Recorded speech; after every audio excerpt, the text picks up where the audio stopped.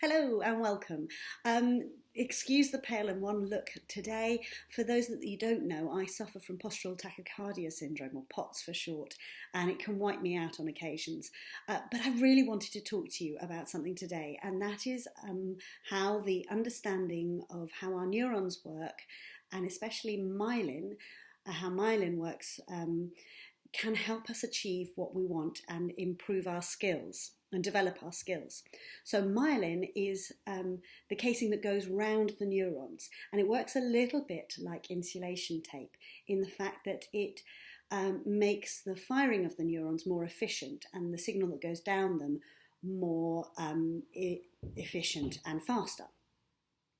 So some of you will have heard of deliberate practice, others may not have done. For those of you who haven't, deliberate practice is a form of practice where you work on the things you need to in a very deliberate way. And this involves breaking down the task or the skill and chunking it down into sections, and then initially slowly repeating those sections until you master them. And they can be really small sections. It also involves having a plan for practice, and at the end of the practice, reviewing how effective that plan and the different elements of that plan were, so that your next practice can be as effective or more effective than the previous one. And then identifying the next area you want to work on, so that you are always pushing yourselves at the edge of your comfort and skill zone, and pushing at the edge of your comfort and skill zone to expand that zone. Now, the researcher Anders Ericsson, get it the right way around, whose work led to the famous 10,000 hours to become an expert idea, distinguishes between deliberate practice and what he calls purposeful practice. So deliberate practice he would call is practice with a coach, an expert who has taken other people to a greater level of skill than you currently have. And purposeful practice is the practice that you do in private. And the reason he distinguishes between the two is that you can't always notice things in yourself, and you don't always have the skills to know how to develop to the next level, because it's not always obvious the best way to develop to the next level. So he gives the example of learning how to dunk in basketball is not a question of just repeating dunking. It may be going to the gym to build up your leg muscles. It may be doing the opposite of dunking to work the muscles in a certain way that develop that function. So it's not always obvious, and repetition is not always the answer. But you can do that to a certain extent in your own private practice by having a purpose and working towards that purpose.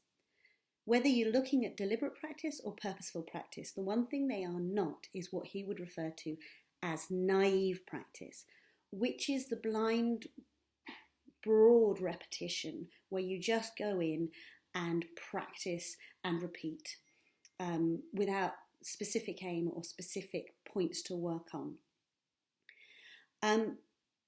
Deliberate practice has been researched, and they've done research to prove that it is more effective than naive practice. And they've even put a figure of it. It's over 20% more effective than blind practice. So if you spend a certain amount of time on deliberate practice, that can be less time than you would need to spend on naive practice. The theory as to why deliberate practice works is about myelin.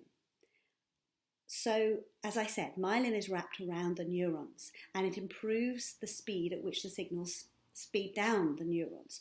The more myelin, the faster the speed, and myelin increases with the repeated firing of that particular pattern on that pathway. So specific repetition of an action increases the myelin, which increases the efficacy of that firing and the speed of that signal, and that's how you build a skill. You become more and more skillful the more speed and efficiency you can get in that particular pathway. And this increases the automaticity of the process. So the more we do it, the more we can do it automatically. And this can involve simple visualization. They've done a lot of research that shows simply visualizing the same act can increase the skill almost as much as doing the act. And fundamentally, I think we all know this, that repetition is the answer.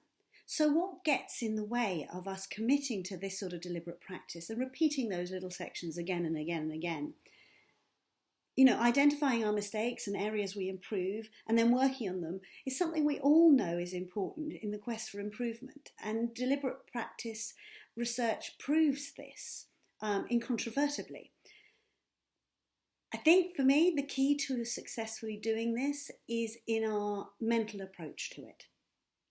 If we view our mistakes as weaknesses, as things that prove that we're no good, there I go and do it again, I always do this, then focusing on them will simply make us feel bad. And like there's no point. What's the point in doing this? I always mess it up. Here I go again. If we beat ourselves up in the process, practicing and coaching can be almost painful. As I've said before, it can become a self-defeating process. It can become negatively self-perpetuating. If we're always beating ourselves up, then practice and coaching becomes uncomfortable. So then we subconsciously avoid it, so we beat ourselves up some more. The more we feel bad about ourselves, the worse we do, and the less likely we are to do this deliberate practice. If instead we view our mistakes as the key to our success, if we view areas to improve as simply tools in getting better, and if we know that we're always going to be pushing at the boundaries of our skill set, at the boundaries of our comfort zone, always seeking improvement, but that doesn't make us no good right now or destined to fail, then we can more effectively and more dispassionately identify our areas to work on, identify our errors and work on them. We can then measure them in these small incremental improvements and feel satisfaction at that process. As Tim Gallwey would say, to practice non-judgmental observation, identifying errors with interest and seek out new ways to play around with them and eliminate them and progress so that we're better. In this way, practice will still be, at times, frustrating, but it can become an interesting process of discovery and exploration and improvement. By chunking down what we do into really small elements, it does 5 things. One, it gives us we have a better chance of removing that particular error or improving that particular thing, the issue focused on. 2, we'll increase the myelination of the appropriate neurons by firing repeatedly that section again and again, which is what causes the improvement, and it increases the automaticity of that process. And that increases our chances of success. It also means that we're likely to enjoy the process because we're more likely to get positive feedback from our improvements if we're looking at them in small sections. And that will increase our motivation to do it again. So hopefully it will become a more positively self-perpetuating scenario. So my 3 bits of advice today are: practice deliberately and purposefully by identifying areas of improvement and chunking them down into really small sections. 2, approach your areas of improvement dispassionately, using them as tools to improve, not as markers of your inability, in your incapacity to be any good. And 3, use curiosity and interest to try different ways to master those elements, those chunks, and enjoy those small successes. Never forget that success is generally made up by the accumulation of marginal gains, and almost never those giant leaps of miraculous progress that we hope for and that we seek. Have a wonderful day, and I hope to see you soon. Take care. Bye-bye.